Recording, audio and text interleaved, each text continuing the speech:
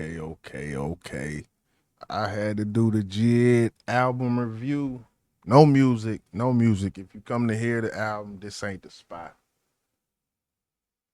So, when it comes to this project, man, there's a lot of highlights on here. I do feel like, uh, for one, the wholeheartedly track, yes, huge highlight for me. Huge highlight for me. And far as, excuse me, far as just from on a song standpoint, artist to song standpoint, this song is one of my favorite tracks I've heard in a while.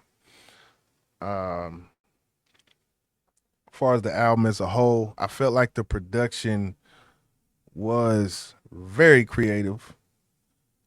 It just the production alone is what I'm talking about. It kind of takes you on a roller coaster with the story that he's trying to tell. But back to the production, it does take you on a roller coaster when you start off how he started off with that intro and the driving bass that kind of reminds you of the if you haven't heard a song called Crazier, I think I did. It was him and Ab Soul called Crazier, and just that vibe. I got the same vibe from the intro of Jid's intro. Far as the beat switch on the intro, I wasn't a fan. I felt like he should have just smashed that bitch the whole way through when it comes to how that first beat was going, and I felt like it was like, yes, this is an intro, this is an intro, this is an intro, and then and then it got to the beat switch, and I kind of got more like this, like even though the BPM wasn't too far off, so the way it started, there was some energy. There was some energy in how this thing started. Even going to the work, which I think the work song was work was like 2 months ago or something like that he dropped that. But that track there is another one, man. The energy, man. I definitely enjoyed it. Of course, like I said, the wholeheartedly track. Now, I will say, far as Forever Story and listening to this, I can say that I think I like the production from Forever Story better than this, just on a production level, because he definitely did tap into some of them feels like brother and them, sister and them, like songs like that, which were some of my favorite songs off of there. I mean, uh, but as far as this one and his singing voice, like on Bruh and them, the singing voice that we heard on there and the singing voice we heard on Wholeheartedly, those, you cannot tell me there was not a progression. Practice. I think he said he did Wholeheartedly. I can't remember how much. I think he said that shit he recorded in like 2018, and it was a progression of like 5 different sessions that he did. You can imagine the amount of takes that he did on that song, and that's a lost art.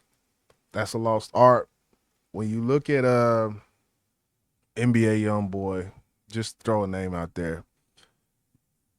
There will never be an NBA YoungBoy song where it takes 5 sessions. He does 5 songs in one session, and you can tell it sounds like he did that.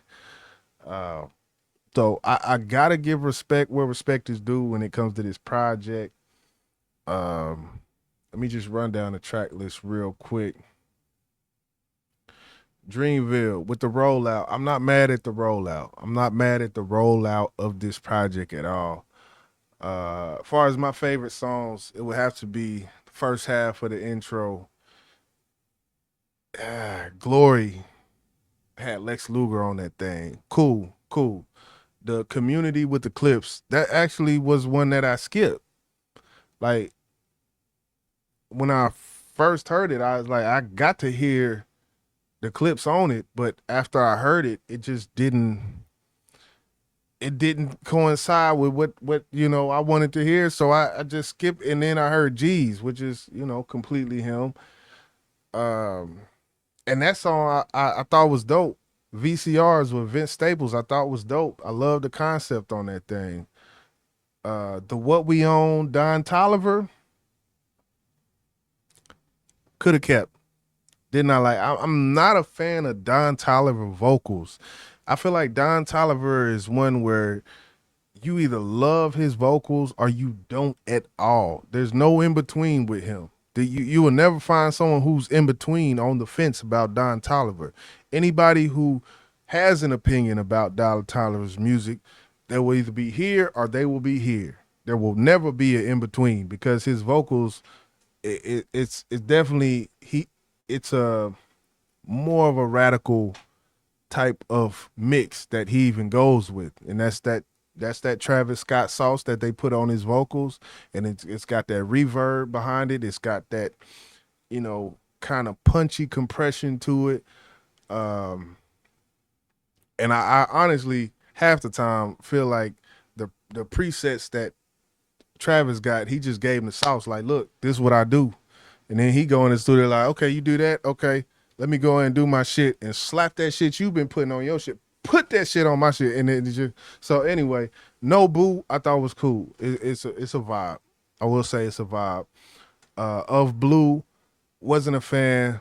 On McAfee, it was cool. I was a little hesitant, a little scared when I seen the Baby Kia feature, and he kind of explained that when it comes to reaching back and putting different people. I initially said he's very intentional with his features, and he definitely validated that in an interview I seen today where he was talking about the features that he has. He put them on the song for their strengths.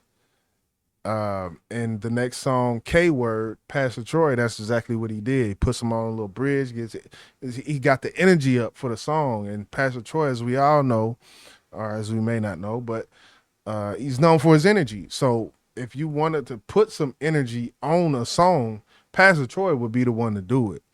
So I definitely respect it. As far as album of the year, maybe not far as creative space. One, creative space. Two, not keeping it safe. Those two alone, you get a lot of credit. Far as flow, delivery, cadence, I damn near heard him rap in every cadence imaginable on this project. Far as the singing, he's gotten much better. He's gotten much better, and he said he only got better by practice. That was the only thing that got him better.